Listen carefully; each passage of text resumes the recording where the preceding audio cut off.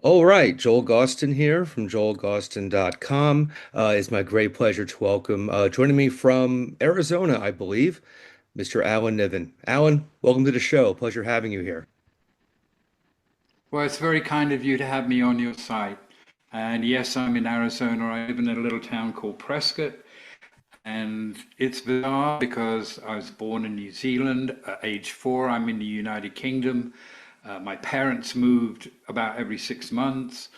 I spent a lot of time in aeroplanes, but somehow I've ended up in Prescott for a third of my life. Wow. Wow. It is amazing where people end up, in the unexpected twists and turns that one's life takes. And certainly your life has taken plenty of them. And the reason why we're connecting is you've put some of these twists and turns into a book. You're about to release your memoir. It's called Sound and Fury. Comes out June 24th on ECW/ Simon and Schuster. And for the viewer who may be unfamiliar with you, Alan, you managed a variety of musical acts over the years, most notably Guns N' Roses during the Appetite for Destruction era, as well as Great White, featuring the late Jack Russell, who was also a guest on this podcast shortly before he passed. So you were working with two bands really at the absolute peak of their powers in the late 80s into the early 90s, really when the music industry was still an industry. So we'll get into that and much more. But first and foremost, my congratulations to you on getting a book finished. As an author myself, I know it can be a fairly arduous process to get there. So I'm glad you finally hit the finish line. It has been some years since you've been ground floor in the music industry. Why was now the right time for you to finally get your memoirs out there in the world? Would first, if you'll forgive me, I'll make the observation it's not a memoir. It's not a Guns N' Roses book. It's not really an Alan Niven book. It's just a collection of stories. Mm. Um, in terms of why now, um, if I had $1 for every time somebody said, "When are you going to write the book, Niv?" And I did actually attempt to write what I would call additional manuscript years ago, something chronological, something historical, something fucking boring. And I'm not a fan of rock and roll books because they're all the same arc, only the names change. You start with the deprived childhood, you go through the indivisible young gun, you get to success where there's girlfriends, money, jealousy, envy, and dissipation. And then the back end of the book is a recrimination. You read Keith's book, you read Clapton's book, and the first half of it is about a childhood that basically could be dealt with in maybe 2 pages, not 20 chapters. I, being as I am just an old jukebox sitting in the kitchen corner, and if somebody comes along and pours me a glass of port, I tell a story, and if they pour me another one, I might tell another story, so as I get my port for free. Um, I had the realization of if you're going to do this, just tell stories. Yeah. That's all you need to do. And there have been, I mean, Slash was incredibly encouraging on the early work. I sent it to him hoping that he'd get me off the hook and tell me I don't want this coming out. And instead he said, book is great, finish it. And I was looking for someone to blame for having to put it on the shelf. And instead I had to put it on the shelf myself and accept blame myself. But when I got to understanding that the way to do this was, don't screw around, just tell stories that are worth telling and think of it like an album, Yeah. that each section is a freestanding track and hopefully you'll be able to do playthrough, and it'll be like a good record, or sometimes good records are like good books. So that was the way that I approached it and finally did it. And I have to lay a lot of the blame at the feet of Scott Rowley, who oversees a number of magazines in the United Kingdom, including Classic Rock. And he had very kindly had me write one or two little pieces for him over the years. And he was such a persistent nag. I sometimes wondered if he might be my wife.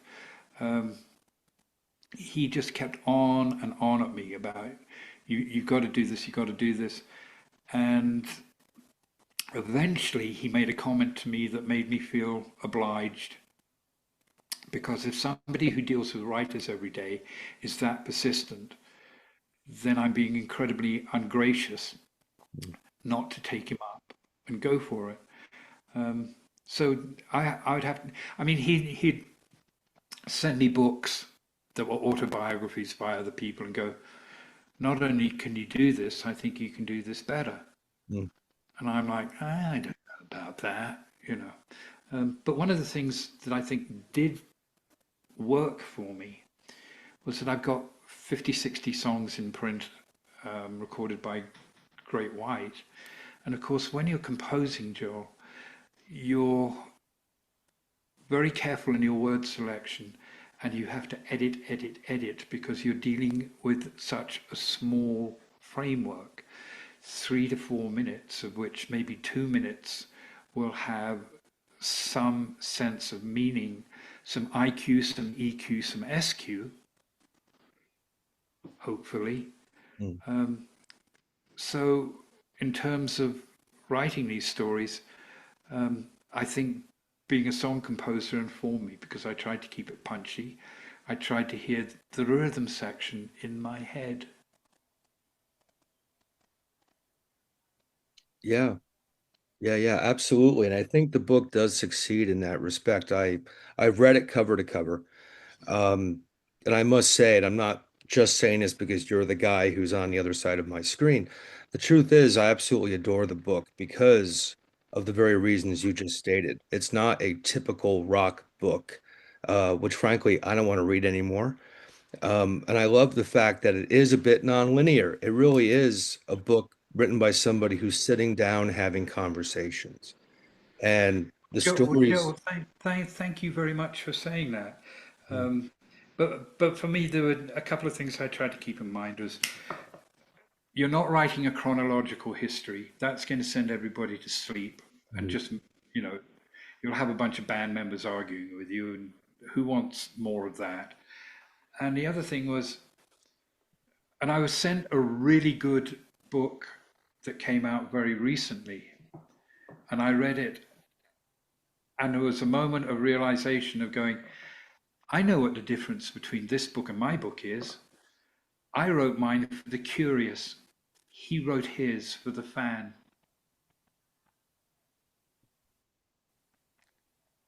So there was definitely a conscious effort to write something that the merely curious could get some fun out of. mm, absolutely. One key area I think your book really works within is the fact that, yes, it has plenty of those rock and roll, raucous stories we all love. And spoiler alert to the viewer, Axl Rose was a pain in the ass. I don't mean to burst any bubbles.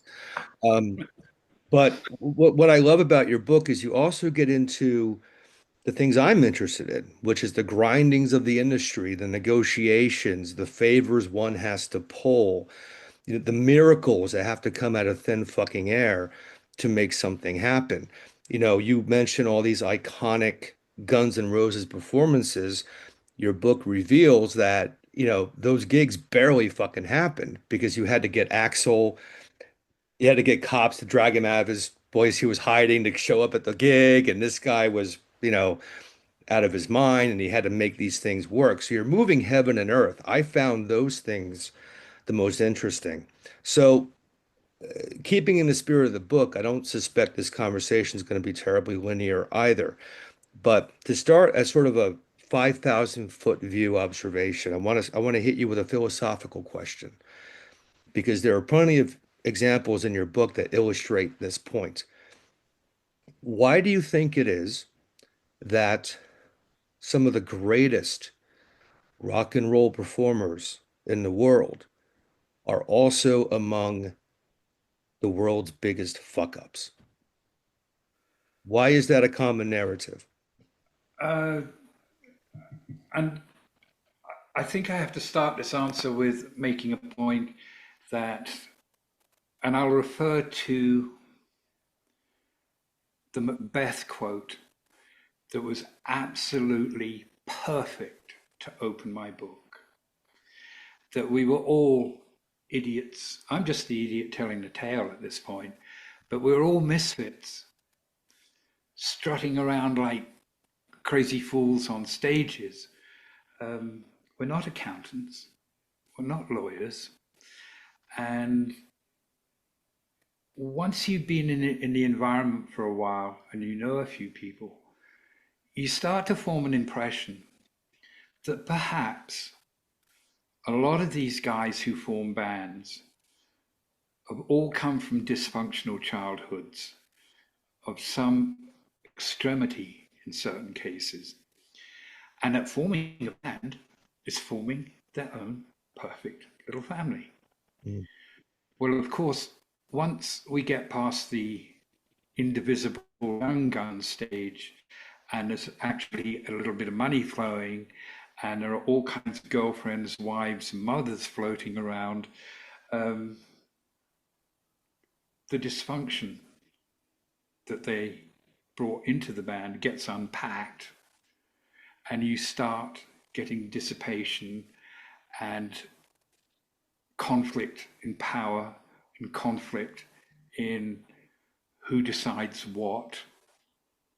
And maybe as a child, you had no sense of self determination and no sense of decisiveness. So that becomes a very large and inflamed nerve within the person within the band. So, in some respects, all of these bands are they're all Icarus. Mm. And as soon and success is the sun, and as soon as you get too close to it, the wax dissolves, the feathers flutter away, and everybody plummets to the ground and starts blaming each other. The recriminations and the blame games that go on in the back of most rock and roll autobiographies. Um, the other quote at the beginning of the book, I think, is illuminating as well, in that rock and roll is God's occupation for the unemployable. I mean, can you imagine any of us holding down a serious middle class job? None of us were meant for that. Mm. Yeah, fair point. I've often maintained that the greatest musicians and performers among us didn't just happen to waltz onto a stage one day. They ran to those stages in one form or another. They had no choice. The musicians you've worked with didn't have a fucking choice in the matter. That's what they had to do. At least that's my perception of things. Oh, well, your perception. All you're doing, Joel, I hate to tell you, it's not a profound perception because they're all exhibiting an incredible compulsion.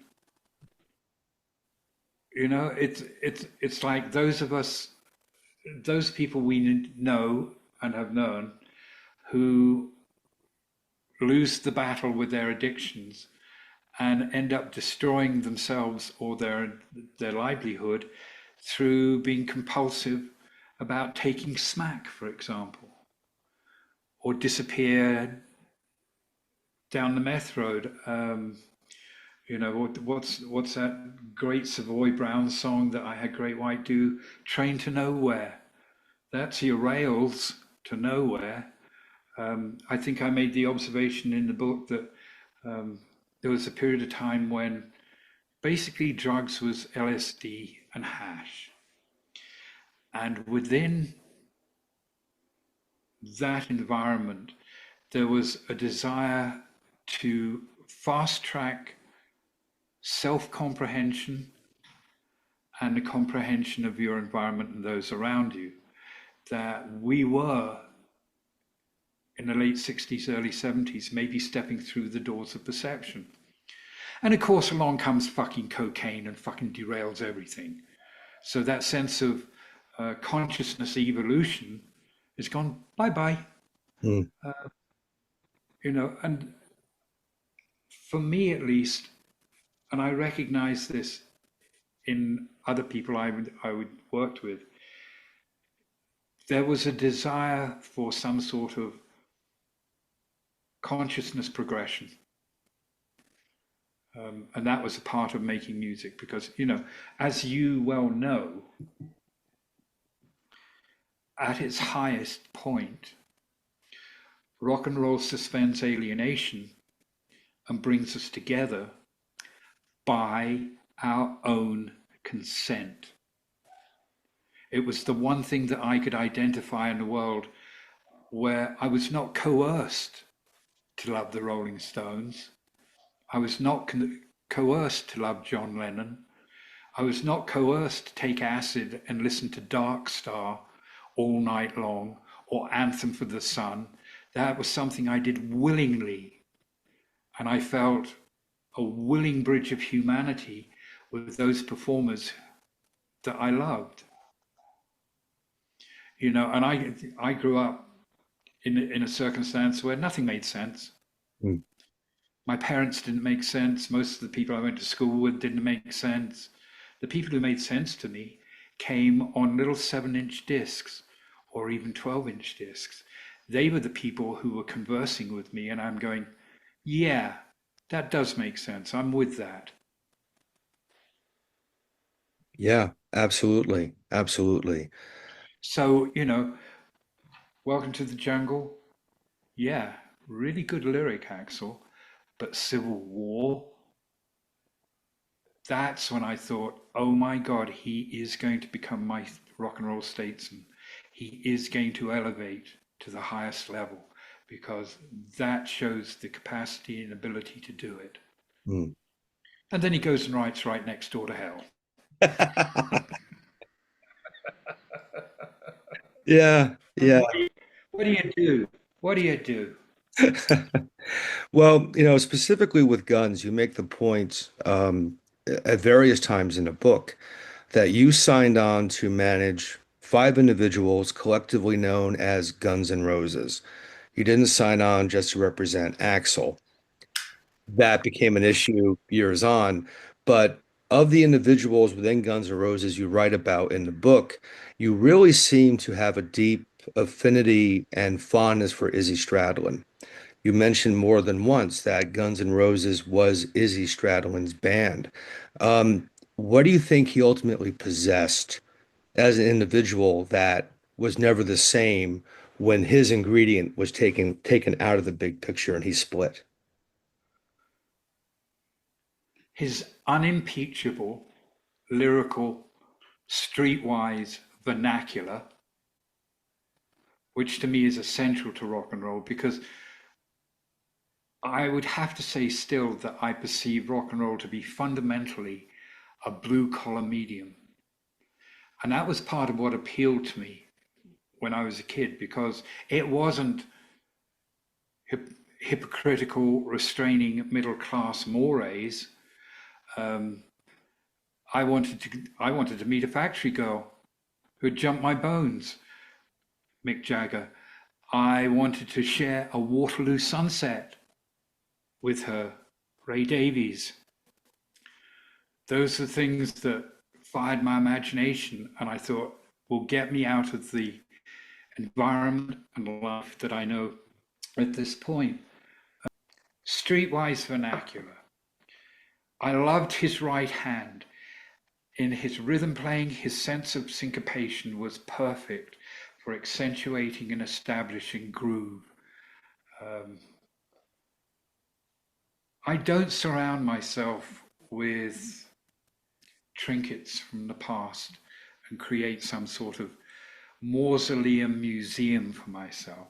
But on my wall in my living room, there's a photograph, and it's Izzy, Keith, and Ronnie playing together on stage in Atlantic City.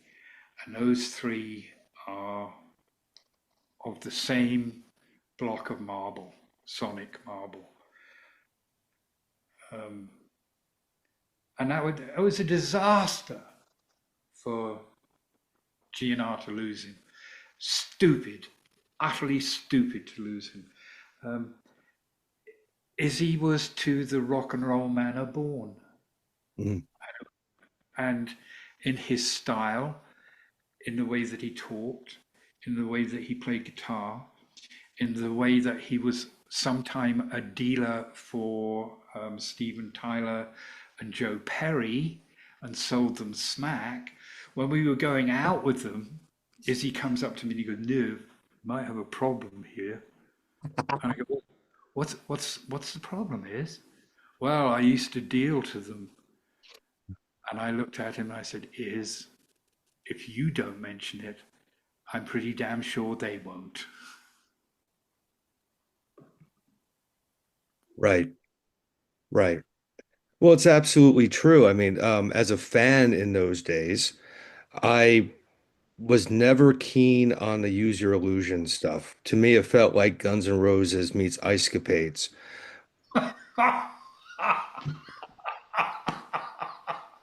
Oh, that is sublime. That is incredible. Oh my God. I am going to have to get a clip of this and memorialize it forever. Ice capades. Um, well, it's actually the moment where we start to go into actual democracy. Mm, mm. Yet at And the same time, here's Izzy doing the Juju Hounds record. yeah, Flipped down, he's got Chalo Quintana on drums from the Plugs. You couldn't have a and better. Dylan. Yeah, yeah. I mean, talk about the antithesis of what was going on with his former band at the time. Yep. I'm an Izzy guy, and that album absolutely made me an Izzy guy because for me, that was the rock and roll that that band, frankly, hasn't had since he's left it. And I would go further and say that the band lost its bounce with Adler. Yeah. What they lost when they lost Stevie was swing. Mhm. They haven't had a drummer who can play with swing since. They've had progression heavy hitters, drummers with heavy hands. And when I'm feeling um, a little bit cynical and unkind, I call them concrete hands. Mm. Now, Stevie, not the best drummer in the world, but he could play with a swing. And the other thing about Stevie was he loved being in that band so much that there was an incredible ebullience that came through him into his kit. And that informed his playing and the swing and the feel of those tracks. So losing him was that was tough. I thought we could get through with another drummer. Losing Izzy, that's when I go, okay, that's it. Whatever it is from now, it's not the Guns N' Roses that I came to love. Yeah. Losing Izzy was the worst thing that they could do, and an incredibly stupid thing to do. Yeah. Yeah. I as a fan, I don't disagree. I checked out after I heard Use Your Illusion for that reason. Um, I want to stick with There is Guns. wait, hold on a second. Sure. There is an album in Use Your Illusion. There's an album there. Right. I had this discussion with somebody just the other day. So strap yourself in. Here we go. We open with Double Talking Jive, Attitude, and the guitar solo and tone in that song. That's got bite, and it says, "We're back, fuckers." Okay. You go to Back Off Bitch, then Dust and Bones, Yesterday's Civil War, Pretty Tied Up, You Could Be Mine, Locomotive, which is a really good lyric, November Rain, and then to end it with a smile, you end with Dead Horse, because making records and trying to supersede Appetite for Destruction is beating a dead horse. Mhm. Yeah, I agree. I How the also, hell do you do that? How, you sit, you're lying there in bed and you've got all the things you have to think about while you're lying in bed. And the last thought is, how the fuck are we going to get past Appetite for Destruction? Now it's sold over 8 million copies and it keeps going. yeah, yeah, I have no quibble with that track listing. I noticed there were a few left off. Thank you for that. Uh, and you and I both know which ones are off that list. Yeah. Uh, one thing I did want to mention, and I know this particular story is one you've shared multiple times, so I will request your indulgence to share it one more time because when I read your book, I sat there in complete awe at the Machiavellian magic you displayed during the Guns N' Roses contract renegotiations with David Geffen. One of the most brilliant examples of how things are done in the music industry. So I know you've already shared it perhaps a Well, hundred no, no, no, no, times. no, no, no, no, no, no, no, no, no. I got to back you up right there because what I did was not how things were done in the record industry. Could How be. things were done, how things were done in the record industry was Howard Kaufman, manager of Whitesnake, went to David and said, renegotiate, give them a better royalty. They've sold you 5 million records. David tells him to fuck off. Tim Collins comes and asks the same for Aerosmith, sold 5 million albums. David, give them a better royalty. Tim Collins is shown the door. Howard Kaufman comes back with David Coverdale, thinking that David will not gainsay his star. And with great embarrassment, Howard Kaufman is shown the door with his artist. Hmm. Okay. The incredible thing was, and God bless her, was Bryn Bridenthal, the PR legend who was at Geffen, who, and Bryn and I got along really well. And she takes me aside and tells me all this. And I could see in her eyes the twinkle of, okay, Mr. English teabag, Guns N' Roses manager, what are you going to do? And I went away and thought about it. And I went, well, I've learned one thing today. You cannot ask David to do the right thing. You have to tell him to do the right thing. I also knew that I had to do it in such a way that nobody knew what I was doing for a number of reasons. One obvious reason, am I going to go to my band and say, I'm going to get you in a renegotiation, and then when I get shown the fucking door, go back and say, well, it didn't work out? Hmm. No, I'm not. Am I going to tell Goldstein? No, I'm not, because I don't trust him anymore. And I don't need loose lips to sink the tiny little boat that I'm about to float out into the English Channel. So it was something that I kept very much to myself, played it out myself, and did it myself. And it involved inviting Eddie and his wife, Eddie Rosenblatt, then president of Geffen, and his wife to a dinner party I was throwing for my ex at the time at Le Chardonnay. And I counted the glasses of wine. And when he was relaxed, I said, Eddie, don't shoot me, but I've got a message for David. If he doesn't renegotiate this contract, I'm going to take the band out on the road. And it's their first headline tour that's coming up. And we're not going to finish and deliver the records. And we're going to make lots of money and have big time fun. And you're going to be sat here on Sunset with a bunch of masters that are not ready to go out. Mm. The other thing I knew was that I found out that David was trying to sell the company to a Japanese company. I think it's Matsushita, if I bought it. And I knew, I put myself in David's shoes and tried to think like him. And the process was, we put out the Guns N' Roses records and I profit off them now, but I leave Matsushita to pay the royalties.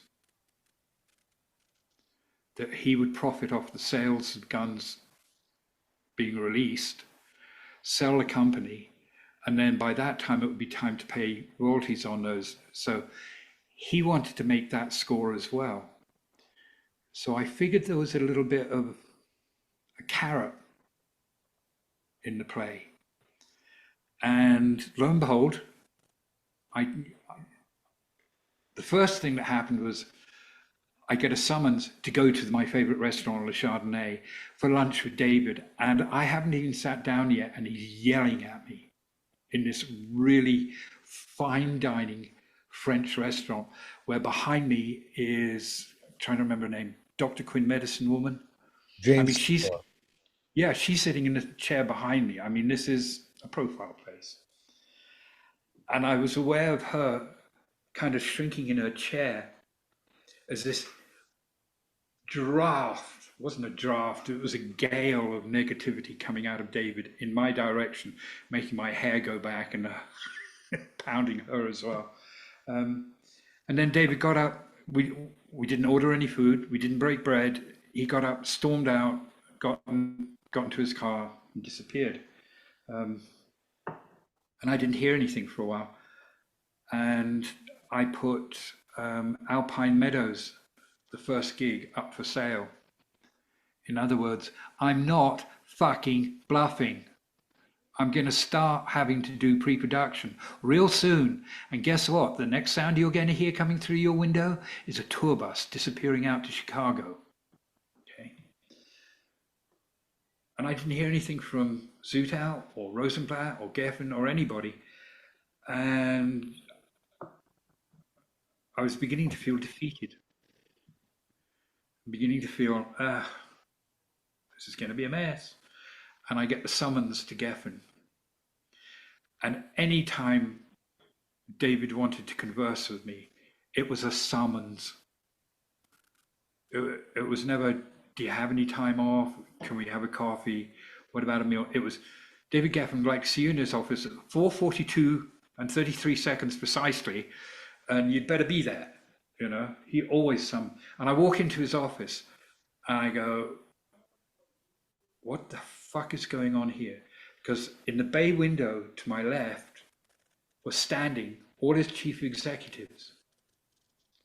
Rosenblatt, his A&R department, Kolodner, Zutau, Gersh, David Berman, head of business affairs. There were 2 or 3 other people. And I'm looking at this and going,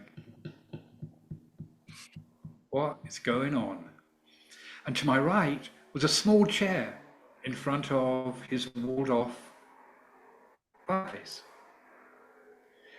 David points me to the chair. So I have to sit on this little chair looking right at all his executives who are all standing bolt upright in the bay window.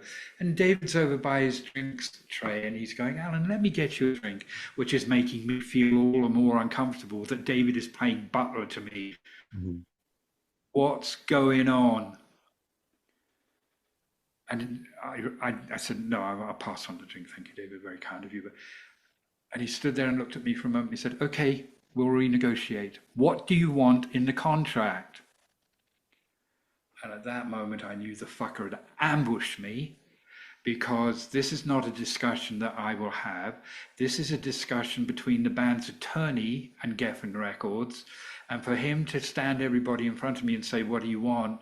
He wanted to see if I'd go, maybe a couple of extra points or something. It was a total intimidation tactic.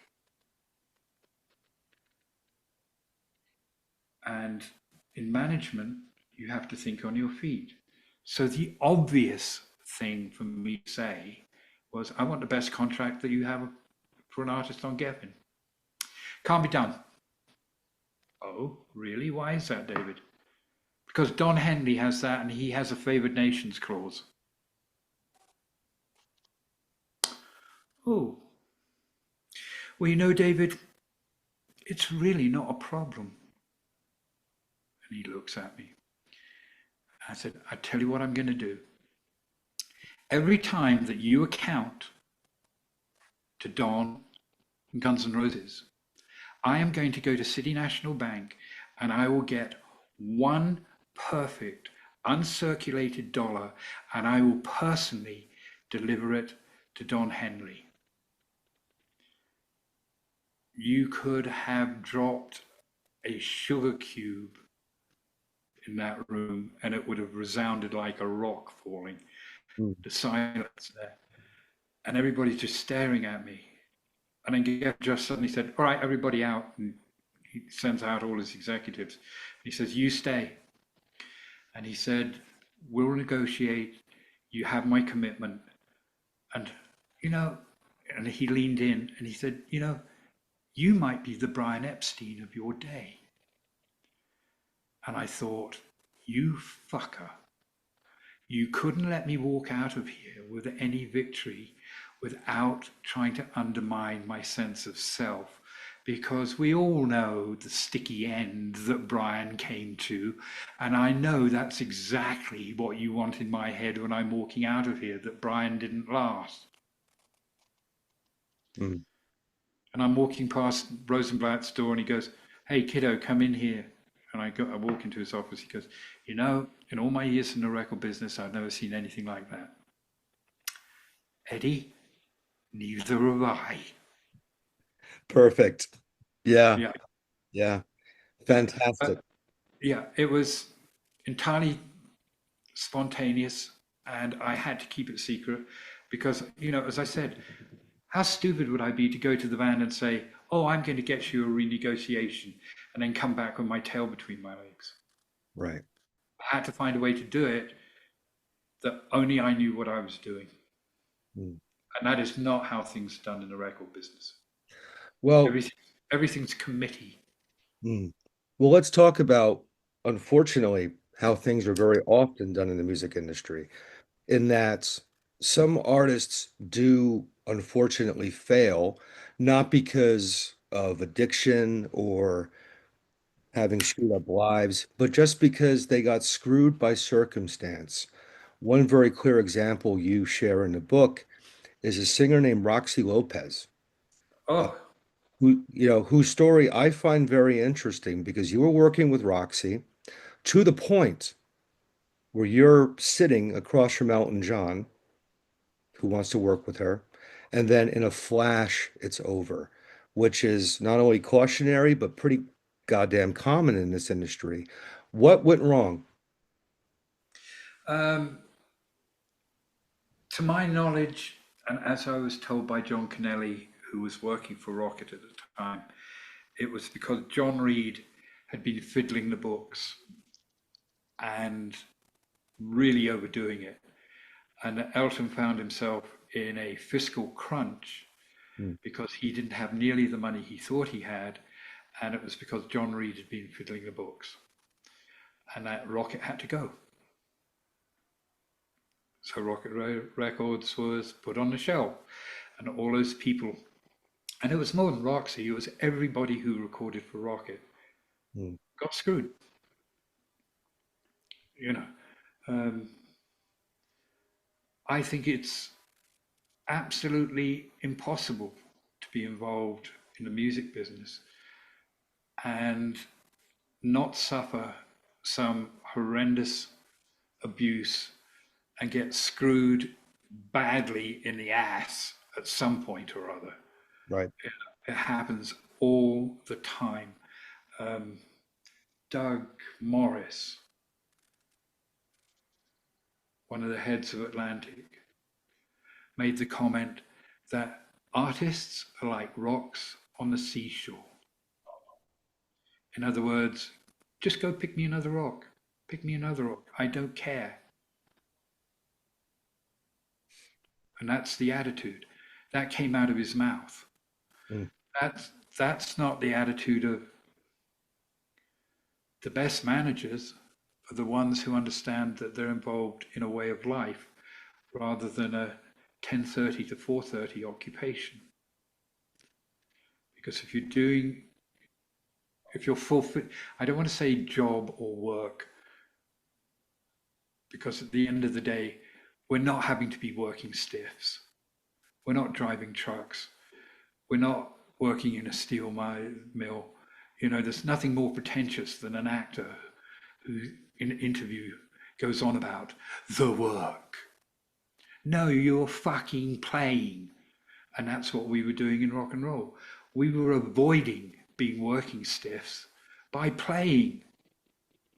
All right. So, but a good manager knows that it's a way of life, that it's 24/7, 365. And that phone can ring at any time. And you'd better know how to fix the problem. Because if that phone rings at 3 o'clock in the morning, they're not calling you to tell you that you've gone up 5 points on the Billboard chart. Right. Right. Right. Yeah. Yeah, exactly. Exactly. I wanted to mention Great White, and as I said to you before we started recording, I was just texting with our mutual friend Edward Culver, who had photographed Great White very early in their career, and he had just told me, Cover of the first EP. yeah, yeah, And and I loved it because you couldn't see any faces or big hair. What is this?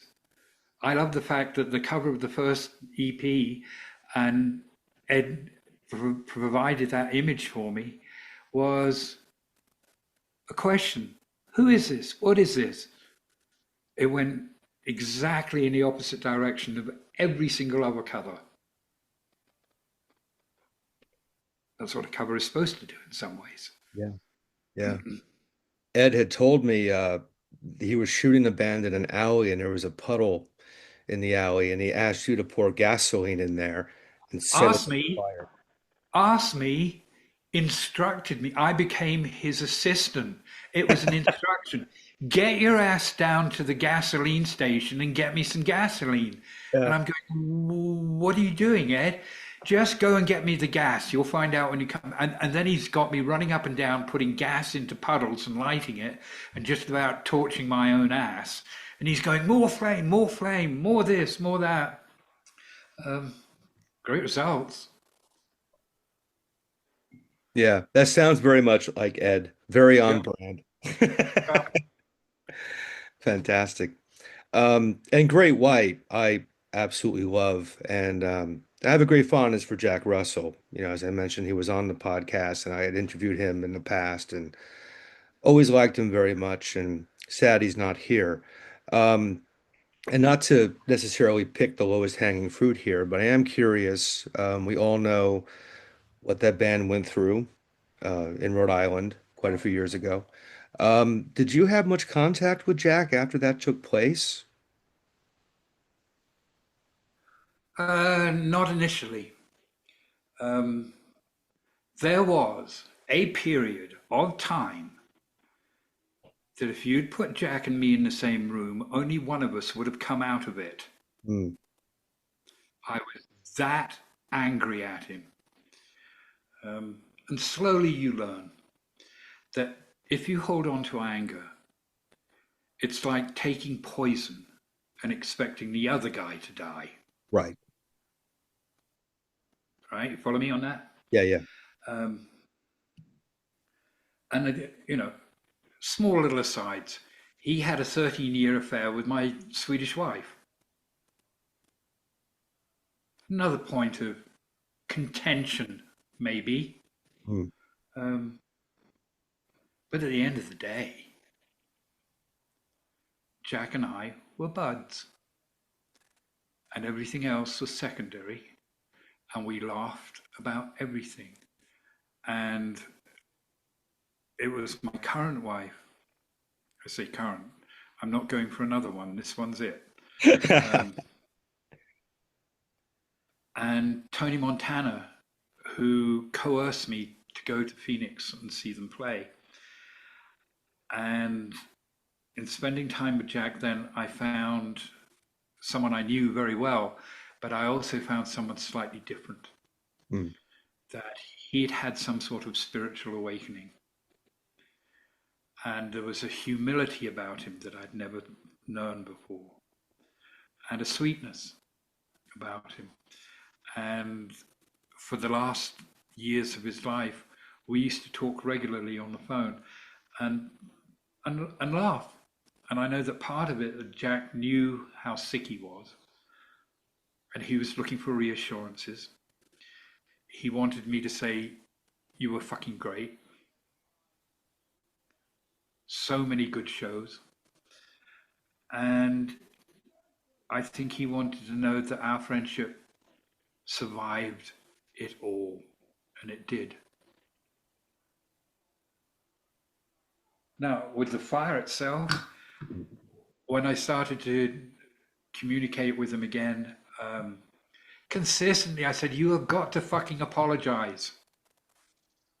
There's got to be a mea culpa. You have not done this properly yet." I even wrote one out for him that he could use. I used to write his fucking songs, why not an apology? Um, for some reason, he just had the hardest time doing it, although in his book, there's an apology in his book. Hmm. Yeah. But so far behind when it should have been done. So far behind. And, you know, the whole thing about that was so preposterous. You do not take pyro into a club. That's what Bon Jovi uses to generate false excitement in an arena on a big stage. If you're a real band and you're in a club, the only thing you have to do is aim your sweat at the front row and really deliver. The other thing you don't do is you don't take a 15-foot firework into a place that has a 12-foot ceiling. Hmm. Has anybody got a brain? You just don't do that shit. I never had them use fireworks um, on stage ever. They're fucking dangerous. Go and ask Hetfield. Right. They're Right. fucking dangerous. And if you're a really good band, they're superfluous. When we used to go up and play in Anchorage at the Sullivan Arena, we used to call it the light bulb tour. We went driving trucks all the way up the Canadian highway to get to Alaska. We flew up there and it was a light bulb tour because that's all the production there was. One light bulb over the stage. You're a good band, you can still get every single person in Sullivan Arena standing on their chairs, and find yourself being chased around the arena by the fire marshal because he wants the band to slow down, that he's worried that everybody's going to fall off their chairs and injure themselves. I mean, you know, superfluous. Mm. Yeah. Well, it's I'm grateful I had Jack on the podcast when I did. It was just shortly before he had passed away, and he seemed to be, by all appearances, in a pretty good place in life despite what was to come. Um, I'll tell you though, I've never discussed this publicly before, and I never ever posted the interview. But I had him on the phone in 2017 when he had put out that Jack Russell's Great White album, He Saw It Coming, which I love. I think it's a fantastic record. And long story short, without a lot of provocation on my end, and I certainly didn't bring up the fire because I was instructed by PR not to bring up the fire. Before I knew it, Jack is bawling his eyes out over the phone, about the fire. His wife at the time was apparently quite ill, and out of nowhere, he just sort of came crumbling apart on the phone to me. And I'm thinking, he's telling this to a journo, which means this guy's got fucking no one else to hold on to. you know. I never did anything with that interview for that reason. I could have gotten the headline, but I'm like, no, this isn't somebody fucking up their gig because they swallowed too many pills. This is a guy who's got some very serious things going on. So I put it aside, and that's where it sits to this day. But I reconnected with him early last year, and he was wonderful. He was in much better spirits. So I'm glad for that. But I can tell you, um, that guy struggled. He suffered over that. And it's a real bloody shame he had to carry that with him for so long. He did suffer over it, and there's a part of me that says, and so you should. There's a part of me that goes, I wasn't there, okay, but if I had been there, that shit would have not been on the stage. You were there, you were the captain of the boat. You should have made sure that shit was either working or wasn't on the stage, preferably. So, to a certain extent, yeah, own it. You fucked up there. And what a fuck up. 100 people die. I mean, just awful. Um, on the other hand, Joe, when we're sitting out under the desert canopy of stars and having it adjust our thinking process from the mundane and maybe dispelling all the static that goes on in your head all the time, you kind of ask yourself every now and then, what the fuck are we here for, and what are we doing, and why are we doing it? And the best answer I've been able to formulate from myself is to learn forgiveness. You know, that's why I wear this around my neck. I think Henley's best lyric line is from "It's about forgiveness," Mhm. I, and I think he's on the ball there. And in that respect, and the other thing, last words: forgive them, for they don't know what they do. There's your clue, all right. And it comes back to we all fuck up, we all make mistakes, we all do stupid things. And the path away from hurt and recrimination is forgiveness. So, Jackie, I forgive you. I forgive you for porking my wife for 13 years. That was partially easy because who didn't? And that's the truth of that matter. But I think if we can find a way to forgive people, then we're doing something worthwhile. And it's something that makes our existence of some substance. If we go on hating each other, if we go, oh, they just dropped a fucking bomb on my town, well, I'm going to drop three on theirs. There's no forgiveness in that transaction. Mm. Yeah. Yeah.